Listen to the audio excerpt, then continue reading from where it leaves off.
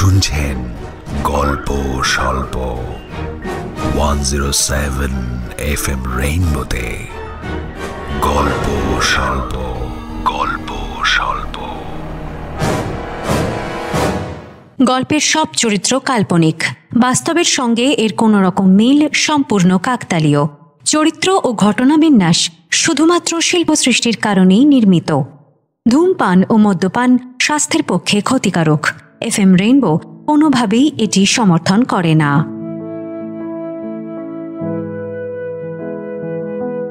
107 FM রেইনবোতে গল্প স্বল্প অরিজিনালসে আজ শুনবেন গল্প পারফিউম। লিখেছেন সুকান্ত গঙ্গোপাধ্যায়। লেখকের জন্ম 21শে জানুয়ারি 1961 হুগলির উত্তরপাড়ায়। তিনি কলা বিভাগে স্নাতক পাশ করেছেন। এছাড়াও ফটোগ্রাফি নিয়ে পড়াশোনা করেছেন।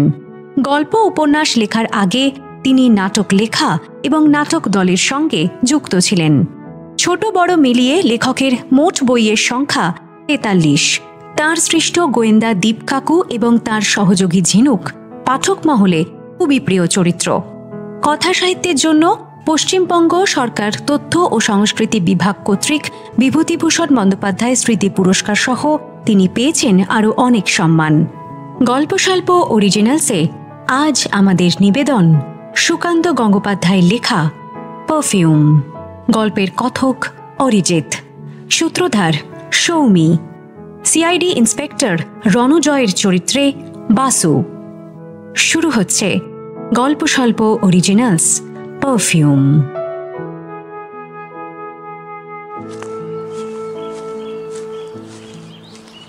মালঞ্চ সেরিমনি হাউসের প্রশস্ত কোর্টইয়ার্ডে অস্থিরভাবে পায়চারি করছেন প্রমোটার সুরজ সিংহ। মুখে দুশ্চিন্তা। মালঞ্চ সেরিমনি হাউসের মালিক তিনি। শুধু লাভের জন্য নয়, নদীর ধারে এরকম একটা অনুষ্ঠান বাড়ির শখ তার বহুদিনের। বিল্ডিং কনস্ট্রাকশন প্রমোটিংয়ে 20 বছর কাটানোর পর মালঞ্চ তৈরি করেছে 1 বছরও হয়নি। বড়নগরে এটাই এখন সেরা অনুষ্ঠান বাড়ি।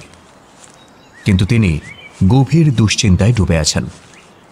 ঘটনার সূত্রপাত আজ সকালে, যখন জানতে পারেন মালঞ্চতে চুরি হয়েছে।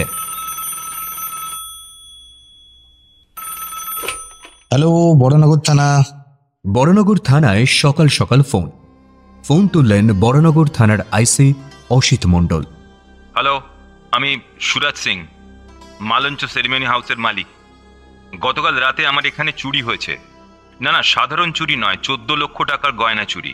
কিভাবে হলো বোঝা যাচ্ছে না। সোনায় হিরে বসানো গলার হার আর একজোড়া সোনার বালা।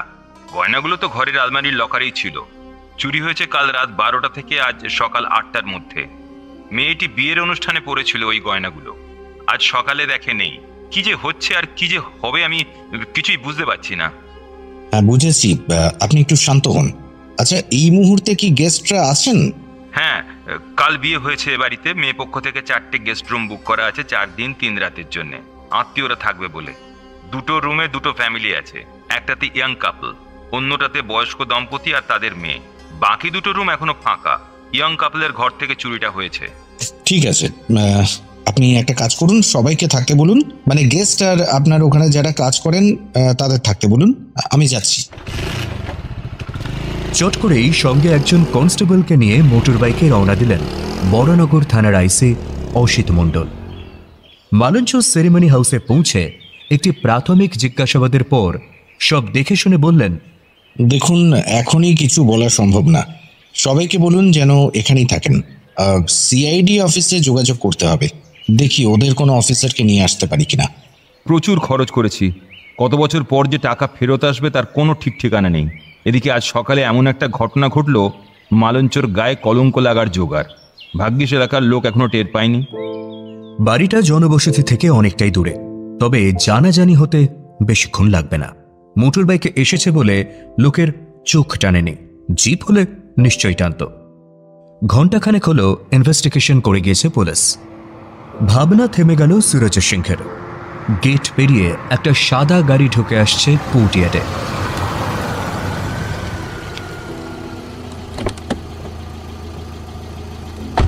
সাদা গাড়িটা থেকে নেমে এলেন তিনজন, লোকাল থানার আইসি অসিত মণ্ডল ও constable Dhiraj Basu, CID inspector Ranjay Sen. Suraj Singha Asit মণ্ডলকে চেনেন। উনি সঙ্গে এক কনস্টেবলকে নিয়ে ঘণ্টাখানেক আগে ঘুরে গিয়েছিলেন। এই মুহূর্তে বডি ল্যাঙ্গুয়েজ দেখে আন্দাজ করাই যাচ্ছে যে কে অফিসার। বাকি দুজনের থেকে বয়সে কিন্তু তিনি ছোট। সুরজ সিংহ বললেন, আসুন স্যার, আসুন আসুন। চারতলা বাড়িটার উপর চোখ বুলিয়ে সিআইডি ইন্সপেক্টর রণজয় সেন জানতে চাইলেন, কাল রাতে যারা এই বাড়িতে ছিল সবাই আছে তো এখনো? আছে স্যার, সকলেই আছে। অসিতবাবু সেরকমই করতে বলেছিলেন। চলুন, যে রুম থেকে চুরি হয়েছে সেখানে যাই। মালঞ্চর পিছনে গ্রাউন্ড ফ্লোরে গেস্ট রুমগুলো, সামনেই গঙ্গা। নির্দিষ্ট রুমের ডোরবেল টিপলেন সুরজ সিংহ। খুলে গেল দরজা। সামনে বছর 32-এর যুবক। সুরজ সিংহ সরে দাঁড়িয়েছেন। অফিসার সংক্ষিপ্ত নমস্কার সেরে বললেন, নমস্কার, আমি সিআইডি ইন্সপেক্টর রণজয় সেন। আসুন। নিস্তেজ গলায় বলল যুবকটি। ঘরে ঢুকে চারপাশে চোখ বোলাচ্ছেন অফিসার। মণ্ডলবাবু, ঘর যেমনটা দেখে গিয়েছিলেন তেমনই আছে তো, নাকি কিছু বদল চোখে পড়েছে? একটু সময় নিয়ে ঘরটা আর একবার জরিপ করলেন আইসি অসিত মণ্ডল। বললেন, না স্যার, যেমন দেখে গিয়েছিলাম সেরকমই আছে মনে হচ্ছে। অফিসার এবার রুমের পুরুষ গেস্টকে বললেন, আচ্ছা, কখন কিভাবে আবিষ্কার করলেন চুরি হয়েছে? আমার স্ত্রী বলুক, ওই প্রথম দেখেছে গয়নাগুলো লকারে নেই। ঘরে একজনই মেয়ে, বিষণ্ণতায় মোড়া তার সৌন্দর্য। অনুষ্ঠান শেষ হওয়ার পর ঘরে এসে দামি গয়না দুটো লকারে তুলে রাখলাম। তখন রাত প্রায় 12টা। হালকা গয়না খুলিনি। শাড়ি চেঞ্জ করে বাসর জাগতে গেলাম। ঘুমোতে এলাম 2টো নাগাদ। 7:30টায় ঘুম ভাঙল। বাথরুম ঘুরে এসে আলমারি খুলে লকার থেকে পার্স বের করতে যাচ্ছি। দেখি গয়নার বাক্স ডালা খোলা, হার আর বালা দুটোই নেই। রুম এদিকে ভিতর থেকে বন্ধ, আমিই ছিটকিনি তুলেছি। আপনি যা বললেন আমি আইসি সাহেবের কাছে শুনেছি, তবু জিজ্ঞেস করলাম কারণ ওকে বলার পর যদি নতুন কিছু মনে পড়ে। মণ্ডল সাহেব, আপনি থানায় ফিরে যেতে পারেন। ওকে স্যার, গাড়িটা তাহলে নিয়ে যাচ্ছি, আমাকে নামিয়ে চলে আসবে। বলে রুম ছেড়ে বেরিয়ে গেলেন আইসি অসিত মণ্ডল। আচ্ছা, আমি এবং ম্যাডাম ছাড়া বাকিদের ঘরের বাইরে যেতে হবে। দরজার কাছে দাঁড়িয়ে থাকাও চলবে না। দরজার কাছে 2-4 জন জমা হয়েছিল, তারা তো সরিয়ে গেছিল। সুরজ সিংহ রুমের বাইরে গেলেন। পিছু পিছু গেল ইয়ং গেস্ট। বাথরুম থেকে বেরিয়ে গয়না না দেখতে পাওয়া অবধি অভিনয় করে দেখান। আলমারির চাবি তখন যেখানে ছিল সেখানেই রাখবেন। আলমারির ডালা অল্পই খোলা ছিল। মহিলা পুরোটা খুললেন। লকারের দরজায় ঝুলছে চাবির গোছা। লকার, আলমারি দুটোই লক করে মহিলা চাবির গোছা রাখলেন ড্রেসিং টেবিলের ড্রয়ারে। ড্রেসিং টেবিলটা আলমারির ঠিক পাশেই। এরপর মহিলা চলে গেলেন অ্যাটাচড বাথরুমে। বেরিয়ে এলেন বাথরুম থেকে। চাবি নিলেন যেখানে একটু আগে রেখেছিলেন।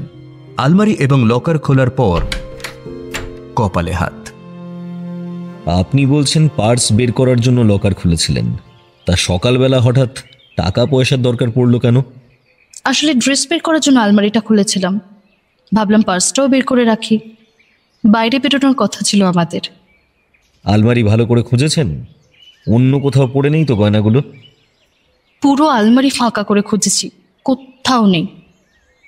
গয়না দুটো যে লকারেই রেখেছিলেন এ ব্যাপারে আপনি পুরোপুরি নিশ্চিত তো? কারণ তখন যথেষ্ট রাত, ঘুম পেয়েছে, বেখেয়ালে গয়নাগুলো হয়তো অন্য কোথাও রেখে থাকতে পারেন। ঘুম পাইনি আমার, তাহলে বাসর জাগতে যেতে পারতাম না। ওকে, আচ্ছা এবার আমায় লকারটা একটু দেখতে দিন। আলমারির সামনে থেকে সরে গেলেন মহিলা।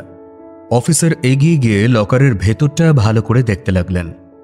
বের করে আনলেন ভেলভেটের গয়নার বাক্স। এটাতেই নিশ্চয়ই রেখেছিলেন গয়না দুটো। বাক্সটা নতুন এবং এলাহাবাদের দোকানের নাম লেখা আছে।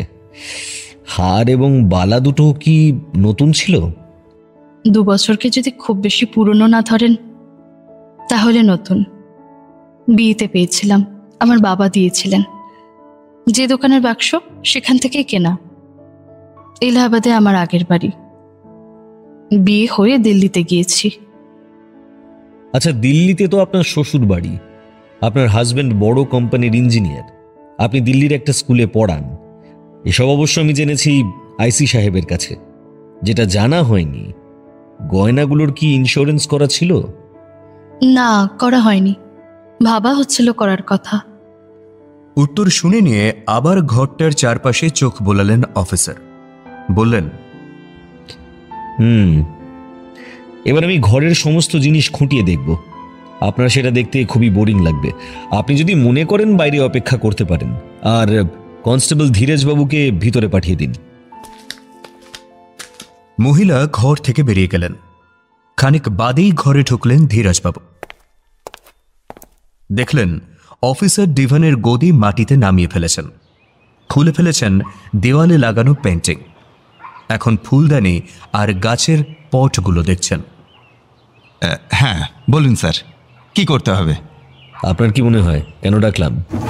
বেডসাইড টেবিলে ড্রয়ার টেনে প্রশ্ন ছুঁড়ে দিলেন অফিসার। আপনি লন্ডভন্ড করবেন আর আমি গোছাবো। ঠিক ধরেছেন, নয়তো এরা পুলিশের উপর বিরক্ত হবে। এমনিতেই পুলিশের কত বদনাম। প্রায় আধ ঘন্টা ধরে সার্চ করার পর রুম থেকে বেরোলেন অফিসার। বাইরে ছড়িয়ে ছিটিয়ে দাঁড়িয়ে রয়েছে বেশ কয়েকজন। এদের মধ্যে সুরজ সিংহ রয়েছেন। অফিসার তাকে বললেন, আচ্ছা, এখানে কোনো অফিস রুম আছে? আছে স্যার, ম্যানেজার ওখানেই বসে। বুকিং পেমেন্টটা সব কিছু অফিসেই হয়। চলুন তাহলে অফিস ঘরেই যাই। নিশ্চয়ই, তবে এই চুরির সঙ্গে অফিসের কোনো কানেকশন নেই বলেই মনে হয় আমার। কাল রাত থেকে তালা মারা আছে অফিস রুম। কানেকশন আছে কি নেই আমি দেখে নিচ্ছি। আপাতত ওই ঘরে বসে ইন্টারোগেট করব, ম্যানেজারের সঙ্গে কথা বলবো। আইসি সাহেব বলছিলেন ম্যানেজার রাতে থাকেন না, ওকে ডেকে পাঠান। তখন মানে ম্যানেজার চুরির খবর পেয়েই চলে এসেছে স্যার, এখন অফিস ঘরেই আছে। ম্যানেজার তপন মুখার্জিকে বাইরে যেতে বলা হয়েছে। তার চেয়ার দখল করেছেন অফিসার রণজয়। টেবিলের কাগজপত্র দেখছেন। পাশের চেয়ারে বসে আছেন কনস্টেবল ধীরাজ বসু। যেসব ব্যক্তিকে জেরা করা হবে সকলেই বাইরে অপেক্ষারত। টেবিলে রাখা ছিল একটা ফটো অ্যালবাম, সেটাই এখন উল্টাচ্ছেন অফিসার। অনুষ্ঠানের ছবি যেমন আছে, ব্যাঙ্কোয়েট হল, গেস্ট রুমের ইন্টেরিয়ার, মালঞ্চ হাউসের গায়ে আলোকসজ্জা সবই আছে। সেসব দেখতে দেখতে অফিসার ধীরাজবাবুকে বললেন, প্রথমে বাড়ির মালিককে ডাকুন। নির্দেশ পালন করতে উঠলেন ধীরাজবাবু। ঘরে নিয়ে এলেন সুরজ সিংহকে। টেবিলের উল্টো দিকে 3টে চেয়ার, অন্য সময় ভিজিটাররা বসে। একটা চেয়ার টেনে নিয়ে বসলেন সুরজ সিংহ। অফিসার বললেন, এ বাড়িতে যে কজন স্টাফ আছে কার প্রতি আপনার বিশ্বাসটা একটু কম বলুন তো? না, এখানকার সবাই খুব বিশ্বাসী। এটা তো ডিপ্লোম্যাটিক উত্তর হয়ে গেল। আপনার এই বাড়ির যাতে কোনো দুর্নাম না হয় সেই জন্য বলছেন। আমি বলছি না যে যার সততা নিয়ে আপনার মনে প্রশ্ন সেই চুরি করেছে, সাহায্য করে থাকতে পারে। তা যদি বলেন, তপনকে নিয়ে আমার একটু খচখচা নিয়ে আছে। ছেলেটা কেমন যেন বিজনেসের অনেক কথাই আমাকে জানায় না, ইচ্ছে মতো ডিসিশন নেয়। কিছু বলতে গেলে বলে, ম্যানেজারের দায়িত্ব যখন দিয়েছেন তখন সব ব্যাপারে নাক গলাবেন না। যখন যা জানানোর ঠিক সময় মতো জানিয়ে দেব। আসলে এই বিজনেসে তো খুব একটা সময় দিতে পারি না, সে উইক পয়েন্টটা কাজে লাগাচ্ছে। এখনো অবধি ম্যানেজারের কাজে কোনো গরমিল পেয়েছেন নাকি? না, হিসেবপত্র একেবারে পাক্কা, কোনো ফাঁক রাখে না। শিক্ষিত ছেলে তো, তবে কাস্টমারের সঙ্গে মাঝে মধ্যে খারাপ ব্যবহার করে, সেটা কানে এসেছে। ঠিক আছে, এবার আপনি আসুন আর গেট কিপারকে পাঠিয়ে দিন। বেরিয়ে গেলেন সুরজ সিংহ। খানিক বাদে গেটকিপার ঢুকল। ঘাবড়ে যাওয়া একটা চেহারা, বয়স 50 পেরিয়েছে, পরনে ইউনিফর্ম। চেয়ারের পিছনে এসে দাঁড়ালো। অফিসার বললেন, বসুন। নাম কি? আগে নির্মল বেরা। বলে চেয়ারে বসলো গেটকিপার। কোনো সিকিউরিটি এজেন্সি থেকে এখানে পাঠানো হয়েছে নাকি ডাইরেক্ট রিক্রুট? ডাইরেক্ট। সুরজবাবু আমাদের দুজনকে চাকরি দিয়েছেন, এক সপ্তাহ অন্তর আমার আর সহোদরের ডিউটি বদল হয়। এই কাল আমি যেমন নাইট ডিউটি করেছি। নাইটে তো গেট কিপিং এর কিছু থাকে না, গেটে তালা মারা থাকে। তখন কি ওয়াচম্যান? হ্যাঁ, তবে পাহারা দেওয়ার কিছু নেই। এত উঁচু পাঁচিল, তার উপরে কাঁটাতারের ফেন্সিং, কে ঢুকবে বলুন তো এখানে? চুরির ঘটনা এই প্রথম। তার মানে রাতটা ঘুমিয়ে কেটে যায়, তাই তো? থতমত খায় নির্মল বেরা। বোঝে বেফাস কথা বেরিয়ে গিয়েছে মুখ থেকে। ব্যাপারটা সামাল দেওয়ার জন্য বলে, না না না, ঘুমোলে কি করে চলবে? মালিক গোটা বাড়ি রক্ষা করার দায়িত্ব দিয়েছেন আমাদের ওপর, তার জন্য তো মাইনে পাই। হ্যাঁ, তাছাড়া কেয়ারটেকার সনাতন বিরাট ভাগ্য ছেলে। রাতে 2-3 বার বাথরুম করতে ওঠে, লুকিয়ে আমাদের ওপর নজর রাখে। ঘুমোচ্ছি না জেগে আছি দেখে। বুঝলাম, বাইরে গিয়ে সনাতনকে ডেকে দিই। আচ্ছা ঠিক আছে। চেয়ার ছেড়ে উঠে গেল নির্মল বেরা। অফিসার রণজয় ধীরাজবাবুকে বললেন, এই মালিকটা তো আশ্চর্য, এখনো 1 কাপ চা খাওয়ালো না। দাঁড়ান, আমি দেখছি। বলে উঠলেন ধীরাজবাবু। ঘরে ঢুকল কেয়ারটেকার সনাতন। বয়স 25-এর নিচেই হবে। অফিসার চেয়ার দেখিয়ে বসতে নির্দেশ করলেন। বসল সনাতন। অফিসার বললেন, ডিউটির জন্য তো এ বাড়িতেই থাকা হয়। নিজের বাড়ি কোথায়? বর্ধমান জেলায়, রায়না। কাল রাতে কবার ঘুম ভেঙেছিল? শুনলাম তুমি নাকি পাহারাদারদের পাহারা দাও। আর বলবেন না, ওই দুটো এত ফাঁকিবাজ না, কি বলবো, খালি পড়ে পড়ে ঘুমোয়। মালিক আমাকে বলেছেন এবারই সব ব্যাপারে একটু নজর রাখতে, ওদের ওপরেও নজর রাখতে হয়। কাল কোনো আওয়াজ টাওয়াজ পেয়ে ঘুম ভেঙেছিল নাকি অন্য দিনের মতো বাথরুম করতে উঠেছিলে? কাল রাতে আর ঘুম হলো কখন? বাড়িতে অনুষ্ঠান থাকলে আমার আর সজলদার ঘুম হয় না। সজলদা কে? এ বাড়ির মেনটেনেন্সের চার্জে আছে। অনুষ্ঠান হয়ে যাওয়ার পরে কোথাও কোনো ড্যামেজ হলো কিনা চেক করে। এই ধরুন ইলেকট্রিকের লাইন, জলের লাইন, বাথরুম, তারপর ফ্লোর সব। আর পার্টি যদি কোনো ক্ষতি করে দিয়ে যায় তাহলে তো আবার ওই সিকিউরিটি ডিপোজিট থেকে টাকা কাটতে হবে। কাল কখন ঘুমোতে গেলে দুজনে? তা রাত 4টে নাগাদ। ওই যে রুমে চুরি হয়েছে সেই পার্টি যখন এসে ডাকলো তখন ঘুম ভাঙলো। সজল তখন কোথায় ছিল? আমার পাশেই ঘুমোচ্ছিল। দুজনে মিলে তারপর দেখতে গেলাম ঘটনা কি হয়েছে। আচ্ছা, তাহলে এবার একটু সজলের সঙ্গে কথা বলি। যাও, ডেকে দাও। ট্রেতে চা বিস্কিট নিয়ে ঢুকল নির্মল বেরা। পিছনে কনস্টেবল ধীরাজবাবু বললেন, যা, ইন্টারোগেশনটা এত তাড়াতাড়ি হয়ে গেল। শোনা হলো না। হয়তো হয়তো এই ছেলেটাই অপরাধী। অপরাধী যে একজন আপনি ধরে নিচ্ছেন কেন? হতে পারে কয়েকজন মিলে করেছে। তা ঠিক। বলে নিজের চেয়ারে বসলেন ধীরাজ। নির্মল বেরা বেরিয়ে যাওয়ার পর ঘরে ঢুকল বছর 28-এর যুবক। 6 ফিটের কাছাকাছি লম্বা, পেটানো চেহারা, আর হেঁটে আসার ধরন দেখে বোঝা যাচ্ছে বেশ করিতকর্মা। চায়ের কাপে চুমুক দিয়ে অফিসার সজলকে জিজ্ঞেস করলেন, পুরো নাম কি আর কোথায় থাকো? সজল সামন্ত, সিথিতে থাকি। তার মানে কাছেই। বলে চেয়ারের দিকে হাত নির্দেশ করলেন অফিসার। ফের জানতে চাইলেন, কি মনে হচ্ছে, চুরিটা বাইরের লোক করেছে নাকি কাল রাতে যারা এখানে ছিল তাদের মধ্যে কেউ? বলা মুশকিল। আমরা যারা এ বাড়িতে কাজ করি তাদের পক্ষে এত বড় চুরি করাটা বেশ অস্বাভাবিক।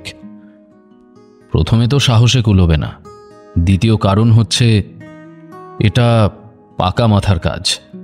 এত বুদ্ধি আমাদের কারও নেই, মালিকেরও নয়। বুদ্ধি বলতে ঠিক কি বোঝাতে চাইছো? এই যে ঘরে লোক আছে অথচ চুরি হয়ে গেল। ঘরে নয়, বাথরুমে ছিলেন মহিলা, হাজবেন্ড বাগানে। লোকাল থানার পুলিশকে তেমনটাই জানানো হয়েছে। আমি এসে ভদ্রমহিলা কোথায় ছিলেন, কিভাবে টের পেলেন চুরিটা, সব শুনলাম। হাজবেন্ডের সঙ্গে এখনো ডিটেলে কথা হয়নি। মহিলা বাথরুমে থাকলেও ঘরে কে ঢুকলো, আলমারি খুললো, কোনো আওয়াজ পাবেন না। হয় চোর খুব বুদ্ধিমান, নয়তো এটা got up case. Got up case মানে? স্বামী স্ত্রীর মধ্যে কেউ একজন ঘটনাটা ঘটিয়েছে, এখন বলছে চুরি। কথা বলতে বলতে চা শেষ করেছেন অফিসার। এখন একটু অন্যমনস্ক গলায় বলে ওঠেন, বাথরুমের জল পড়ার আওয়াজ হলে ঘরের শব্দ শোনা যাবে না, আর বাইরে থেকে আসা চোরই বা কি করে টের পাবে কখন মহিলা বাথরুমে ঢুকবেন এবং আলমারির চাবি কোথায় রাখা থাকে? আমার মনে হচ্ছে চোর এই বাড়িরই কেউ, অথবা স্বামী স্ত্রীর মধ্যে কোনো একজন। কিন্তু নিজের জিনিস চুরি বলে চালাতে চাইবেন কেন মহিলা? অনেক কারণ থাকে ধীরাজবাবু। গয়নাগুলো ওর পরার জন্য, বিক্রির অধিকার বোধ হয় নেই, অথচ মহিলার হয়তো টাকার প্রয়োজন এখন। যাই হোক, সজলবাবু, আপনি একটু ম্যানেজার বাবুকে পাঠিয়ে দিন। ঘাড় কাত করে উঠে গেল সঞ্চয়। রণজয় বললেন, কেসটা বেশ জটিল হয়ে উঠছে ধীরাজবাবু। এটাই পরে জল ভাত হয়ে যাবে, কেসটা যেহেতু আপনি নিয়েছেন। এর আগেও আপনার সঙ্গে কয়েকটা কেসের থেকে দেখেছি তো। ধীরাজবাবুর কথা শেষ হয়নি। ঘর এলেন বছর 40 বয়স, ছোটখাটো চেহারার একজন।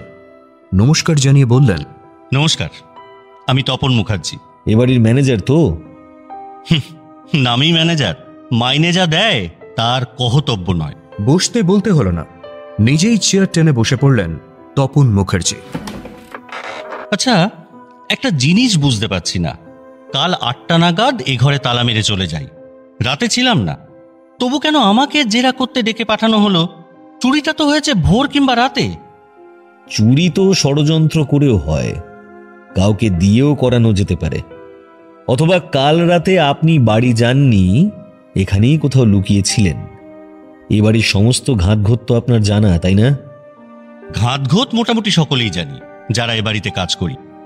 আমি বলবো চুরি হয়েছে আমাদের মালিকের গাফিলতিতে, অথবা উনি জড়িত আছেন চুরিতে। এ কথা বলছেন কেন? আরে মশাই, কাল কত করে বললাম সিসিটিভির ক্যামেরাগুলো অন থাক, বাড়িতে দামি গেস্ট আছে, তো আমার কথাই শুনলো না। বলো মনিটরে কে বসে থাকবে? 2টো রুমে তো মাত্র গেস্ট, তাদের পাহারা দেওয়ার জন্য এত লোক রয়েছে। কম্পিউটার অফ করে অফিসে তালা মেরে বাড়ি যাও।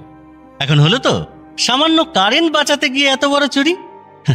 রাতে বাড়িটাকে ভূতের বাড়ি করে রাখে, কোনো আলো জেলে রাখতে দেয় না, এত কিপটে। এই নির্দেশ তোমার দেওয়াই আছে, কাল রাতে চুরি করাবেন বা করবেন বলে তো নতুন করে সিসিটিভি বাড়ির আলো অফ করতে বলেননি। উচিত ছিল সিসিটিভি অন রাখতে বলা। উনি কদিন ধরেই বলছিলেন গেস্ট রুমগুলো ঝকঝকে করে সাজিয়ে রাখতে, হাইফাই ধরনের লোক আসবে। তা যখন জানতেন পয়সাওয়ালা লোক থাকবে, তাহলে ক্যামেরা বন্ধ করে রাখতে বলার কারণ কি? নিশ্চয়ই কোনো উদ্দেশ্য ছিল। তার মানে আপনি বলতে চাইছেন সুরজ সিংহ এ বাড়ির কাউকে দিয়ে চুরিটা করিয়েছে। তাহলে তা কাকে দিয়ে করালেন বলে মনে হয় আপনার? এখানে এসে একটু কনফিউজড হয়ে যাচ্ছি। আসলে আমরা যারা এখানে কাজ করি তারা প্রত্যেকেই না এই বাড়িটাকে ভালোবাসি, যত্ন নিই। আমরা সকলেই ছাপোষা মানুষ। অত বড় চুরিতে অংশগ্রহণ করার মতো বুকের পাঁটা কারো নেই। চুরি করালে ওই বাইরের লোককে দিয়েই করিয়েছেন সুরজ সিংহ। আপনারা বাড়িটার যত্ন নেন আর মালিক হয়ে সুরজ সিংহ বাড়ির প্রতি উদাসীন, এটা কেমন একটু শুনতে লাগছে না? উনি বাড়ি থেকে রোজগারের ব্যাপারে উদাসীন নন, যত কম খরচে এই বাড়ি থেকে বেশি টাকা তোলা যায় সেই চেষ্টাই করে যান সর্বক্ষণ। এই যেমন পাঁচিলের বাইরে ঝোপ জঙ্গল ক্রমশ বাড়ছিল, সুযোগ বুঝে ময়লা ফেলে যাচ্ছিল এলাকার লোকজন। আরে মরা বিড়াল কুকুরও ফেলে যাচ্ছিল, দুর্গন্ধ আসে বাড়িতে।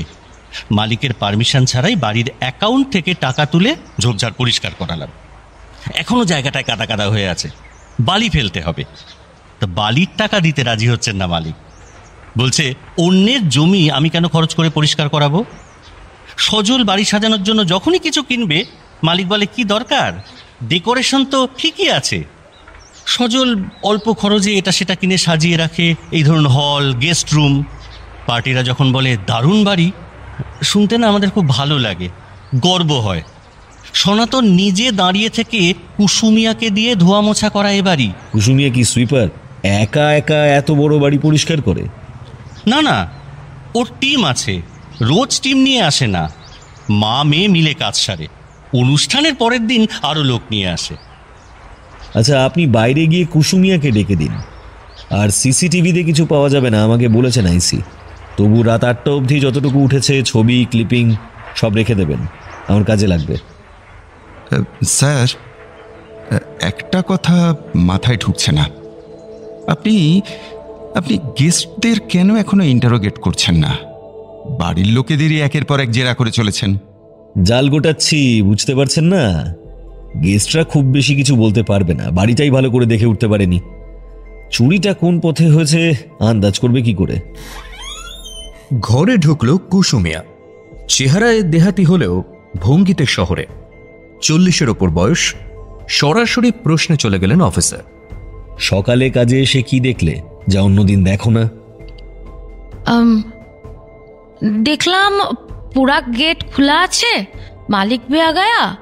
পরে শুনলাম চুরি হুয়া 3 নম্বর गेस्ट रूम से। ডিউটিতে আসার আগে বাড়ির পাঁচিলের ওপারে কি করতে গিয়েছিলে? চমকে উঠল কুসুমিয়া। তাড়াতাড়ি নিজেকে সামলে নিয়ে বলল, मैं तो पाचिल के उस पर नहीं गया बाबू। मैं तो हम ही तो सीधा इखाने আসছি। कौन बोला बाबू आपको? आपको कौन बोला? हम उधर नहीं गया बाबू। যেই বলে থাকুক না কেন, তুমি গিয়েছিলে কিনা বলো, আর কেন গিয়েছিলে? আমার কাছে খবর আছে তোমার হাত দিয়ে পাচার হয়েছে গয়নাগুলো। পাঁচিলের এপার থেকে কেউ একজন ছুড়ে দিয়েছিল তোমাকে। কে সে? কোথায় রেখেছে গয়না? কাঁদো কাঁদো হয়ে অফিসারের দিকে এগিয়ে আসে কুসুমিয়া। ए बाबू, बाबू तेरा गोर लगे बाबू, बाबू तेरा गोर लगे, हनुमान जी की कसम, हनुमान जी की कसम बाबू। हम देखने गए थे उधर कोई जेवर फेंका के नहीं, ये हमने देखने गया था बाबू। वो बाद में उठा के ले जाएगा वो आदमी। গোড় মানে পা। কুসুমিয়া টেবিলের নিচ দিয়ে সত্যি পা ধরে নিয়েছে অফিসারের। রণজয় বলছেন, পা ছাড়ো, যা বলছে যদি সত্যি না হয় জেলের ঘানি তোমায় টানতেই হবে। কান্নাকাটি করে নিজেকে বাঁচাতে পারবে না। এখন যাও, যে রুমে 3 জন গেস্ট ছিল তাদের সবাইকে ডেকে দাও। চোখ মুছতে মুছতে চলে গেল কুসুমিয়া। কনস্টেবল ধীরাজবাবু বিষম বিস্ময়ে বলে উঠলেন, স্যার, স্যার আপনি কি করে জানলেন যে বউটা পাঁচিলের পিছনে গিয়েছিল? ওর শাড়ির পারে কাদা লেগেছিল, পা ধুয়েছে, শাড়ির কাদাটা খেয়াল করেনি। ম্যানেজার বলেছে পাঁচিলের পিছনে কাদামাটি বালি ফেলতে হবে, ওই থেকেই গেস করলাম। স্যার সাধে কি আর স্যার আপনি এত অল্প বয়সে এই পোস্টে পৌঁছেছেন? ঘরে এলেন গেস্ট রুমের 3 জন। এবার ধীরাজবাবু চেয়ার দেখিয়ে বসতে নির্দেশ করলেন। বয়স্ক দম্পতির তুলনায় তাদের কন্যার বয়স বেশ কম, বড়জোর 22। আপনাদের বাড়ি কোথায়? আসানসোল কোর্ট মোড়। বললেন বয়স্ক ভদ্রলোক। চেহারায় নার্ভাসনেস স্পষ্ট। কোনো প্রশ্ন করার আগে নিজেই বলে উঠলেন, কোনো মানে হয় এসবের? হ্যাঁ, এমন জানলে আসতামই না নেমন্তন্ন রক্ষা করতে। এমন মানে কেমন? পুলিশি জেরার মুখে পড়া? আরে এ তো এক ধরনের হ্যারাসমেন্ট। আমরা 7-এ নেই, 5-এ নেই, কেন জেরা করা হবে আমাদের? হ্যাঁ, জেরা শব্দটা আমারও পছন্দ নয়। খোঁজ খবর করা হচ্ছে বলে ধরে নিন। আপনারা কি চান না ওই দম্পতি তাদের গয়না ফেরত পাক? একই বাড়ির অতিথি আপনারা। এখানে এসেই ওদের সঙ্গে প্রথম দেখা। লতায় পাতায় আমরা আত্মীয়। একবারও এসে কথা বলল না। আমরা কেন ওদের ব্যাপারে সাফার করতে যাব? বললেন বয়স্ক ভদ্রমহিলা। এবার অফিসার কিছু বলতে যাচ্ছিলেন, দম্পতির কন্যা সৌমালি স্বতঃস্ফূর্তভাবে বলে উঠল, আমার কিন্তু ওই মহিলাকে ঠিক সুবিধের মনে হচ্ছে না। কেন বলছো এই কথা? সকালবেলা মহিলার হাজব্যান্ড গার্ডেন চেয়ারে বসে গঙ্গার দিকে তাকিয়েছিলেন। ওভাবে বসেছিলেন অনেকক্ষণ ধরে। হঠাৎ ও স্ত্রী ছুটে এসে তর্কাতর্কি মারধর শুরু করলেন। ভদ্রলোক তো রীতিমতো অবাক। পাল্টা তর্ক করেননি, স্ত্রীকে মারতেও যাননি, শান্ত করার চেষ্টা করছিলেন। আমার মনে হয় চুরির দায় স্বামীর ঘাড়ে চাপাচ্ছিলেন মহিলা। কাল থেকে ভদ্রলোককে দেখছি, ওকে কিন্তু ভালো মানুষ বলেই মনে হয়েছে আমার। থ্যাংক ইউ, এই ইনফরমেশনটা ছিল না আমার কাছে। আপনাদের আর বিরক্ত করব না, মহিলার হাজবেন্ডকে একবার ভিতরে আসতে বলুন। ঘর ছেড়ে বেরিয়ে গেলেন 3 জন। স্যার, কেস তো ক্রমশ জটিল আকার নিচ্ছে। বলছি, আর এক রাউন্ড চা বলবো নাকি? উত্তরটা আসার আগেই ঘরে ঢুকে এলো মহিলার হাজব্যান্ড। মুখে বিরক্তি আর বিষণ্ণতা একসঙ্গে। অফিসার বললেন, আপনার নামটা জানা হয়নি কিন্তু। নিলয়, নিলয় দেব। বসতে পারি? ও শিওর। চেয়ারটা টেনে বসলো নিলয়। আচ্ছা, আপনার কি মনে হচ্ছে কে চুরি করতে পারে? কার নাম নেব বলুন তো? এখানের কাউকে তো আমি ভালো করে চিনিই না, আর সন্দেহ করার মতো কোনো ঘটনাও আমি দেখিনি। স্ত্রীকেই সন্দেহ হয় না আপনার? যদি আলাদা করে কোনো উইল না হয়ে থাকে, গয়নাগুলো কিন্তু আপনারও সম্পত্তি। আলাদা কোনো উইল নেই, তবে শ্রীজাকে আমি সন্দেহ করি না, কারণ সন্দেহ করার মতো কোনো আচরণ সে আজ অবধি করেনি। আপনার স্ত্রী কিন্তু এই গয়নাগুলো চুরির ব্যাপারে আপনাকেই সন্দেহ করছেন। আপনাকেও বলেছে বুঝি? সে আর আমি কি করব, ওটা সম্পূর্ণ ওর ব্যাপার। থেমে গিয়েও কি যেন মনে পড়তে ফের নিলয়দেব বলে উঠল, ও হ্যাঁ, আপনাকে আরও কটা ইনফরমেশন দিয়ে রাখি। আমার কোথাও কোনো লোন নেই, বউয়ের গয়না বেচে বড়লোক হওয়ার কোনো স্বাদ নেই, অন্য কোনো মহিলার সঙ্গে আমার কোনো অ্যাফেয়ারই নেই। আশা করি আপনার খাটাখাটনি অনেকটা কমিয়ে দিতে পারলাম। এই প্রশ্নগুলোই তো ঘুরিয়ে ফিরিয়ে আমাকে জিজ্ঞেস করতেন। ধন্যবাদ আমার পরিশ্রম বাঁচানোর জন্য। অনুগ্রহ করে আপনার স্ত্রীকে পাঠিয়ে দিন। মুখটা গম্ভীর হয়ে থাকল। নিলয়দেব ঘরের বাইরে যেতেই ধীরাজবাবু মন্তব্য করলেন, স্যার, এই ছেলেটা ভালো না মন্দ আমি ঠিক বুঝে উঠতে পারছি না। বউ সন্দেহ করছে, গায়ে হাত পর্যন্ত তুলেছে। ছেলেটার তা নিয়ে কোনো অভিযোগ নেই, এমনকি একটু রাগও দেখালো না। এই ধরনের লোকেরা না হয় শয়তান, নয়তো সন্ন্যাসী গোছের হয়। ঘরে এলো নিলয়ের স্ত্রী শ্রীজা। আনত মুখ, বসল অফিসারের মুখোমুখি। আপনি যে হাজবেন্ডকে সন্দেহ করছেন এ কথা তো আমায় বলেননি। করেছিলাম, এখন আর সন্দেহ নেই। কেন করেছিলেন আর কেনই বা এখন নেই একটু বলবেন? আমি যখন দেখলাম গয়না দুটো নেই, নিলয় তখন গার্ডেনে। নিলয়ের পারফিউমের গন্ধে ঘরের দিকে ম ম করছে। প্রথমেই মনে হলো আমি বাথরুমে থাকার সময় নিলয় রুমে ঢুকেছিল এবং গয়না দুটো হাতিয়েছে। আলমারির চাবি কোথায় ও জানে, বাথরুমে কতটা সময় আমার লাগে এটাও ওর জানা। দৌড়ে গিয়েছিলাম নিলয়ের কাছে, চার্জ করেছিলাম গয়না নিয়েছে বলে। অপমানে সাদা হয়ে গিয়েছিল নিলয়ের মুখ। বলেছিল, চুরি যখন হয়েছে ইনভেস্টিগেশন তো হবেই, প্রমাণ হবে আমি নির্দোষ। কিন্তু তুমি অপবাদটা দিচ্ছ, এর ছাপ আজীবন আমার মনে রয়ে যাবে। পরে আমিও রিয়েলাইজ করলাম নিলয় এ কাজ করতে পারে না। ওর বিশ্বস্ততা নিয়ে কখনোই কোনো প্রশ্ন জাগেনি আমার মনে। তাছাড়া চুরি করার কোনো কারণও খুঁজে পাইনি। বুঝলাম, কিন্তু অত সকালে উনি পারফিউম ইউজ করবেন কেন? কোথাও যাওয়ার নেই, এই প্রশ্নটা আপনার মাথায় আসেনি? আসেনি, কারণ নিলয় পারফিউমের ব্যাপারে অবসেসড। ঘুম থেকে উঠে স্নানটাও সেরে নিয়েছিল আজ। আমাদের প্ল্যান ছিল বেলুড় মঠ দক্ষিণেশ্বরে যাব। ভেবেছিলাম স্নানের পর পারফিউম লাগিয়েছে। ওকে গিয়ে যখন চার্জ করলেন, গন্ধটা কি পেয়েছিলেন? না, মনে করতে পারছি না। মাথা তখন এতই গরম ছিল, গন্ধটা যাচাই করার কথা মনে আসেনি। আচ্ছা, পারফিউমটা আছে তো? শিশিটা দেখাতে পারবেন? পারবো, গয়নার বাক্সর পাশেই ছিল পারফিউমটা। আপনি রুমে যান, আমি যাচ্ছি একটু বাদে। উঠে পড়ল শ্রীজা। অফিসার ধীরাজবাবুকে বললেন, মালিককে বলুন সব কটা গেস্ট রুম খুলতে, আমি একবার দেখব। আর এক রাউন্ড চা পাঠাতে বলুন তো, দুধ ছাড়া, চিনি কম, কড়া লিকার। মালঞ্চ সেরেমনি হাউসের মেইনটেন্যান্সের চার্জে আছে যে ছেলেটা, সজল সামন্ত। সে এখন প্রিন্সেপ ঘাটে। একটা মেয়ে তাকে মিট করতে বলেছে এখানে। মেয়েটাকে সে দেখেছে মালঞ্চ বাড়ির লাস্ট বিয়ের অনুষ্ঠানে। আলাপ হয়নি। মেয়েটা মালঞ্চর গেস্ট রুমেও ছিল বাবা মার সঙ্গে। কালকেই হঠাৎ ওর ফোন, বলল নাম্বার পেয়েছে ম্যানেজারের কাছে। মেয়েটি সজলের সঙ্গে আলাপ করতে চায়। বিয়ের অনুষ্ঠানে এবং তারপরেও সজলের ওপর চোখ ছিল। সজলকে ভালো লেগে যায়। মেয়েটা আজ অব্দি কলকাতায় এক পিসির বাড়িতে আছে, কাল ফিরে যাবে আসানসোলে। মেয়ে ভাগ্য সজলের বেশ ভালোই বলতে হয়।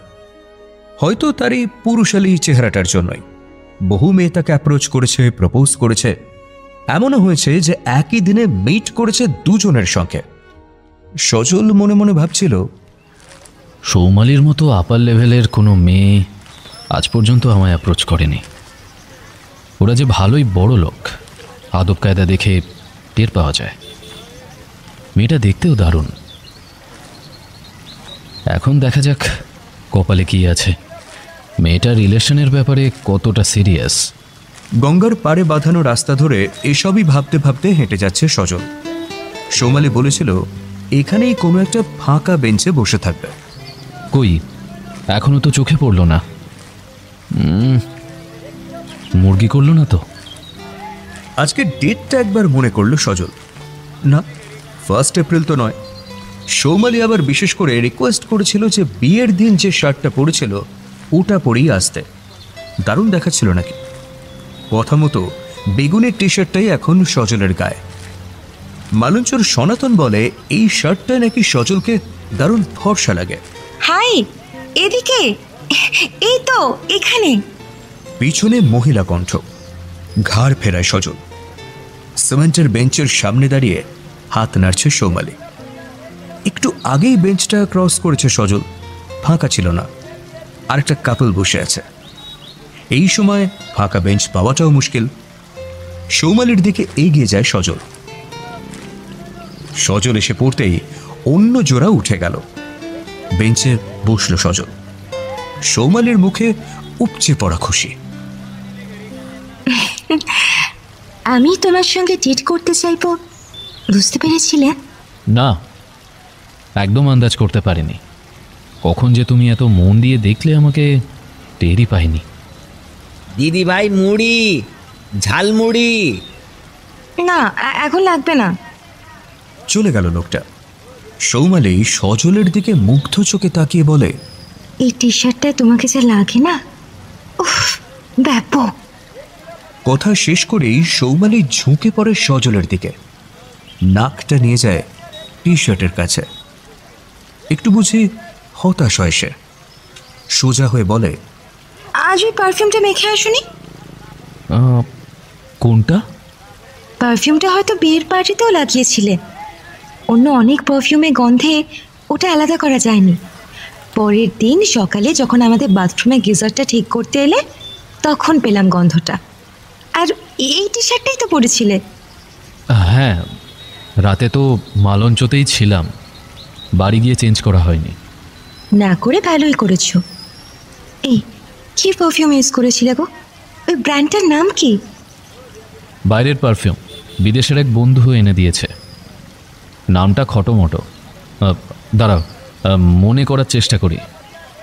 বলে ভাবার ভান করতে থাকে সজল। আবার সামনে এসে দাঁড়ালো মুড়িওয়ালা। তবে এবার আর মুড়ি নিতে বলল না। মুড়িওয়ালার হাতে ট্রান্সপারেন্ট প্যাকেটে রাখা একটা পারফিউমের শিশি। বলল, এই পারফিউমটা না? চমকে উঠে সজল। ফের মুড়িওয়ালা বলে, এটাই স্প্রে করে দিয়েছিল মালঞ্চর গেস্ট রুমে, যাতে হাজবেন্ডকে সন্দেহ করে ওয়াইফ। তখন বোঝেনি নিজের গায়েও খানিকটা পড়ে গেছে। এই পারফিউম আমি চিনি না, দেখিনি কোনোদিন। পারফিউমের শিশিটাই তোমায় চিনে নেবে। এর গায়ে তোমার হাতের ছাপ আছে। হতেই পারে না। কেন হতে পারে না? সেটা সম্ভব নয়। তাই? কেন সম্ভব না? কারণ হাতে রুমাল রেখে শিশিটা ধরেছিলাম। বলার পর মুহূর্তেই সজল টের পায় নিজের ভুল। বেঞ্চ থেকে লাফিয়ে উঠে পালাতে যায়। মুড়িওয়ালা মুড়ির ডাব্বা থেকে পিস্তল বার করে উঁচিয়ে ধরে সজলের দিকে। দাঁড়িয়ে পড়ে সজল। তাকে ঘিরে ধরে আরও কয়েকজন লোক, প্লেন ড্রেসের পুলিশ। ছদ্মবেশ খুলতে থাকে মুড়িওয়ালা। সজল অবাক হয়ে দেখে লোকটা সিআইডি অফিসার রণজয় সেন। সাদা গাড়ির পিছনের সিটে বসে অফিসার রণজয় সেন হেডকোয়ার্টারে ফিরছেন। ড্রাইভারের পাশের সিটে কনস্টেবল ধীরাজ বসু। পুলিশ সজলকে নিয়ে গেছে থানায়। সোমালির বাড়ি ফেরার ব্যবস্থাও করে দেবে পুলিশ। এত বড় একটা কাণ্ড ঘটে গেল, রণজয় সেনকে দেখে বোঝাই যাবে না। গাড়ির জানলা দিয়ে অলস দৃষ্টিতে দেখছেন রাস্তাঘাট।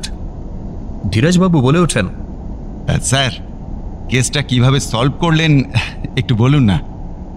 আমি তো ওই একটা দিনই আপনার সঙ্গে ছিলাম, তারপর আর কিছুই জানি না। একটু সময় নিয়ে রণজয় সেন বলতে থাকেন, আমার প্রথম থেকেই মনে হয়েছিল চুরিটা বাইরের কেউ করেছে, হাজব্যান্ড ওয়াইফের কোনো একজন নয়। কারণ অপরাধী কখনো এমনভাবে অপরাধ করবে না যাতে প্রথমেই তার উপর সন্দেহ পড়ে। নিলয়ের উপর পড়েছিল এবং সেও সৃজাকে সন্দেহ করতে পারত। তাহলে পড়ে রইল বাইরের লোক, তবে এই বাড়ির বাইরের নয়, কেননা এই বাড়ির লোকেরাই জানে যে সিসিটিভি বন্ধ থাকবে, গেস্ট রুমের সামনের লবির ফটো উঠবে না, কোনো প্রমাণ থাকবে না নিলয়দের রুমে ঢোকার। আমার মাথায় তখন থেকে একটাই খটকা, সৃজা কখন বাথরুমে যাবে, কতক্ষণ থাকবে, বাইরের লোক জানবে কি করে?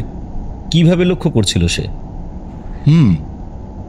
আলমারির চাবি কোথায় রাখছিল সেটাও বাইরের লোকের জানার কথা নয়। সেটা জানা অসম্ভব নয়। সৃজারা হয়তো মালঞ্চর কোনো স্টাফের সামনেই ড্রেসিং টেবিলের ড্রয়ার থেকে চাবি নিয়ে আলমারি খুলেছিল। স্টাফটি হয়তো তখন কোনো সার্ভিস দিতে রুমে ঢুকেছিল, কিন্তু বাথরুমে সৃজার যাওয়া এবং থাকাটা নিশ্চয়ই অপরাধী দেখেছিল। ঘরে না থেকেও দেখার একটাই উপায়, কোনো গোপন ক্যামেরা। কোথায় ফিট করা হয়েছিল সেই সিসিটিভি ক্যামেরাটা? একটা মাটির বড় প্ল্যান্ট পট ছিল ডিভানের আগে দেওয়াল ঘেঁষে। পটটার গায়ে বড় বড় ফুটো, যেখানে গোপন ক্যামেরা ফিট করা যেতে পারে। ওই ক্যামেরার লেন্স এতটাই ওয়াইড অ্যাঙ্গেলের যে ঘরের অর্ধেকটা দেখা সম্ভব, যার মধ্যে বাথরুমের দরজা, আলমারি, ড্রেসিং টেবিল ছাড়াও অনেকটাই কভার করবে। মেয়েরা বাথরুমে অনেকটা সময় কাটায়, সেটা সকলেরই জানা, কিন্তু কথা হচ্ছে বাথরুমে কখন ঢুকছে সেটা কি করে জানবে? দরজা বন্ধ ছিল ভিতর থেকে। আমি ওই পটে রাখা ফলস ফার্ন গাছ সরিয়ে কোনো ক্যামেরা দেখতে পাইনি, এমনকি কোনো চিহ্নও ছিল না। অথচ পটের পিছনের দেওয়ালে সেলোটেপের দাগ, যেন কোনো সরু তার নিয়ে যাওয়া হয়েছিল বাইরে। অঙ্ক মিলছিল না। পটে ক্যামেরা লাগানোর কোনো চিহ্নও নেই, এদিকে দেওয়ালে তার লাগানোর প্রমাণ। এরপর যখনই ম্যানেজারের মুখ থেকে শুনলাম মালঞ্চর গেস্ট রুম সাজায় সজল, সন্দেহ ওর উপর গিয়ে পড়ল। আরেকটু নিশ্চিন্ত হওয়ার জন্য পরের জেরাগুলো চালালাম। জানলাম সৃজা কিভাবে চার্জ করছিল নিলয়কে এবং নিলয়ের পারফিউম অবসেশন। শিওর হয়ে গেলাম যে অপরাধী ক্যামেরার মাধ্যমে বাইরে বসে মনিটরে দেখছে। নিলয়ের পারফিউম প্রীতিটাও লক্ষ্য করেছে। শিশি যেহেতু গয়নার বাক্সের পাশেই ছিল, ঘরে স্প্রে করে দোষটা চাপাতে চেয়েছে নিলয়ের ঘাড়ে। বুদ্ধি আছে বলতে হবে ছেলেটার। আমি অন্য গেস্ট রুমগুলো সার্চ করে ক্যামেরা লাগানোর চিহ্নওয়ালা প্লান্ট পটগুলো পেয়ে গেলাম। সেলোটেপ দিয়ে লাগিয়েছিল, ক্যামেরা খুলে ফেলেছে। চুরি নিয়ে বাড়ির সবাই যখন দিগ্ভ্রান্ত, সেই ফাঁকে পট ঘর বদল করেছে সজল। বাকিটা নিশ্চয়ই আন্দাজ করতে পারছেন। সৌমিলি মেয়েটা স্মার্ট, সুন্দরী, ওকেই সজলকে ধরার জন্য সাহায্য করতে বললাম। ম্যানেজারের দেওয়া সিসিটিভি ফুটেজে দেখে নিয়েছি যে সৃজার গয়নার দিকে চোখ ছিল সজলের। অফিসার কথা শেষ করতেই ধীরাজবাবু বিষম উচ্ছ্বাসে বলে ওঠেন, স্যার আপনি সত্যি জিনিয়াস। আপনার সব কেসেই যদি আমি সঙ্গে থাকতে পারতাম। বলছি, ওপরওয়ালাকে বলে রাজি করান না প্লিজ। ফোন এসেছে রণজয় সেনের। মোবাইলটা কানে নিলেন, ও প্রান্তের কথা শুনে নিয়ে বললেন, আরে এটা তো আমার ডিউটি। বাহ, দারুণ খবর। তবে অনুতাপের কিছু নেই। এবার থেকে মানুষের হৃদয়ের গন্ধকে প্রাধান্য দিন, বাইরের কেনা গন্ধকে নয়। কেমন? রাখছি। স্যার, আমার বুদ্ধির একটু নমুনা দেব? দিন। ফোনটা সৃজার ছিল, তাই না স্যার? মেটে মেটে হেসে হ্যাঁ সূচক মাথা নাড়লেন সিআইডি অফিসার রণজয় সেন। বললেন, ওদের কপাল ভালো, সজল গয়না দুটো এখনো বেচে দেয়নি। জবানবন্দিতে সে কথা বলেছে থানায়।